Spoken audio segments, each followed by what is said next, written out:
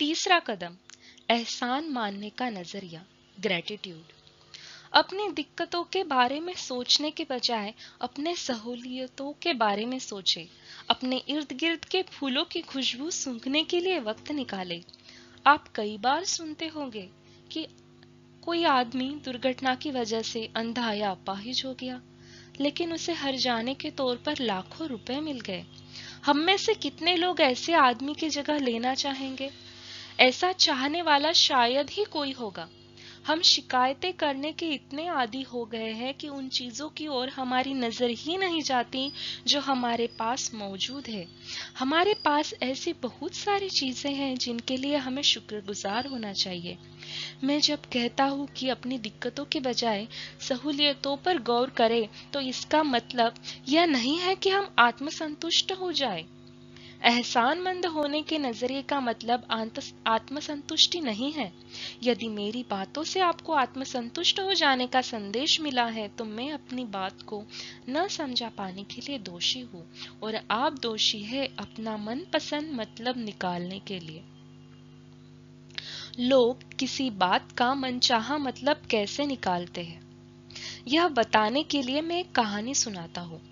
एक डॉक्टर को शराबियों के एक समूह को संबोधित करने के लिए मेहमान वक्ता, गेस्ट स्पीकर के रूप में बुलाया गया। वह उनके सामने कोई ऐसा नमूना पेश करना चाहता था जिससे उन्हें यह एहसास हो कि शराब सेहत के लिए नुकसानदेह होती है। उसने 2 कांच के बर्तन लिए, एक में साफ पानी भरा और दूसरे में शराब भरी। उसने साफ पानी में एक केचुआ डाला, वह आसानी से तैरता हुआ पानी के ऊपर आ गया। फिर उसने एक केचुआ शराब में डाला और वह उसकी आंखों के आगे टुकड़े टुकड़े हो गया। वह यह साबित करना चाहता था कि शरीर के अंदर शराब का ऐसा ही असर होता है। नमूना पेश करने के बाद उसने शराबियों के समूह से पूछा कि उन्हें इससे क्या सीख मिली। उसका सवाल सुनकर पीछे बैठे एक शराबी ने जवाब दिया, इसका मतलब यह है कि शराब पीने से हमारे पेट में कीड़े नहीं होंगे। क्या उस कहानी का यही संदेश था? बिल्कुल नहीं। किसी बात का मनचाहा मतलब ऐसे ही निकाला जाता है। हम वह नहीं सुनते जो हमें सुनाया जाता है, बल्कि वह सुनते हैं जो हम सुनना चाहते हैं। हमें मिली बहुत सारी नियामतें, ब्लेसिंग्स छिपे हुए खजाने की तरह है। हमें अपनी दिक्कतों के बारे में नहीं, बल्कि अपनी नियामतों के बारे में सोचना चाहिए। चौथा कदम, लगातार ज्ञान हासिल करने का कार्यक्रम बनाइए। आइए पहले हम अपनी कुछ गलतफहमियों को दूर करें। आमतौर पर माना जाता है कि हम स्कूल कॉलेजों में शिक्षा प्राप्त करते हैं। कई देशों में आयोजित की जाने वाली सेमिनारों में मैं अपने श्रोताओं से यह सवाल अक्सर पूछता हूँ, क्या हम स्कूल कॉलेजों में वास्तव में शिक्षा हासिल करते हैं? इस बात पर आमतौर पर सहमति है कि वह शिक्षा कुछ ही लोग हासिल कर पाते हैं और ज्यादातर लोग उससे वंचित रह जाते हैं। मेरी बात का गलत मतलब न निकाले। हमें स्कूल कॉलेजों में ढेर सारी सूचनाएं हासिल होती है।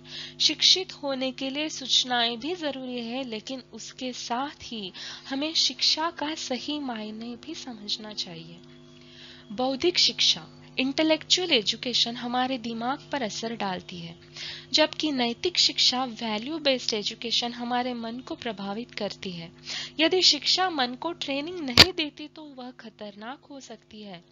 अगर हम अपने दफ्तर, घर और समाज में लोगों को चरित्र का निर्माण करना चाहते हैं, तो हमें उन्हें एक स्तर तक नैतिक शिक्षा देनी ही होगी। ईमानदारी, दया, साहस, दृढ़ता और जिम्मेदारी जैसे बुनियादी गुण विकसित करने वाली शिक्षा बेहद जरूरी है। हमें ज्यादा अक्षर शिक्षा की जरूरत नहीं, बल्कि चरित्र बनाने वाली शिक्षा की है। नैतिक स्तर पर शिक्षित आदमी जिंदगी में उस आदमी के तुलना में ज्यादा कामयाबी और तरक्की हासिल कर सकता है जिसे ज्यादा अच्छी शिक्षा मिली हो, पर जिसके पास नैतिकता की पूंजी बिल्कुल ही न हो। आज के एपिसोड के बाद बताइए आपके जीवन में आपको महसूस हुई सबसे इंस्पायरिंग बात क्या है, और वो बात कमेंट में ज़रूर लिखिए। धन्यवाद।